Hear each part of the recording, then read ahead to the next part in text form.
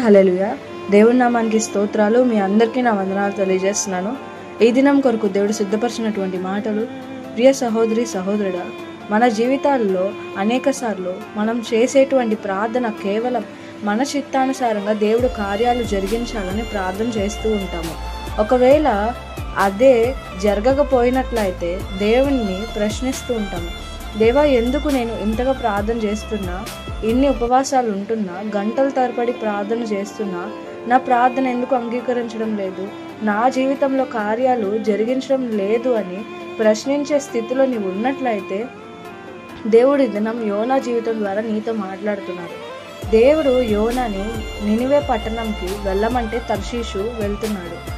దేవుని చిత్తానికి వ్యతిరేకంగా వెళ్తున్నటువంటి క్రమంలో ఒక పెద్ద తుఫాన్ను పంపించి ఆ తుఫానులో సముద్రంలో పడవేయబడిన యోనాను చేప కడుపులో 3 రోజులు ఉంచి నినివే పట్టణంలో సువార్త ప్రకటించే రీతిగా దేవుడు చేశారు.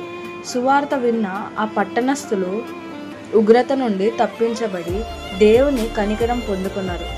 అంత మాత్రమే కాదు, యోనా ఆయన మరణ పునరుత్థానం గురించి కూడా యోనా ఏ రీతిగా చేప కడుపులో 3 రోజులు ఉన్నాడో అదే రీతిగా మనుష్య కుమారుడు కూడా ఉంచబడి ఉన్నాడని యోనా జీవితం ద్వారా దేవుడు మనకి తెలియజేస్తున్నారు. అదే రీతిగా దేవుని చిత్తంలో నీవు జరిగించే ప్రతి పని కూడా దేవుడు నీవు ఆశీర్వాదంగా ఉండడం మాత్రమే కాదు, అనేకులకు ఆశీర్వాదంగా దేవుడు మారుస్తారు, ఒక యోనా లాగా. అట్టి కృప దేవుడు నీకు దయచేయునుగాక. ఆమేన్.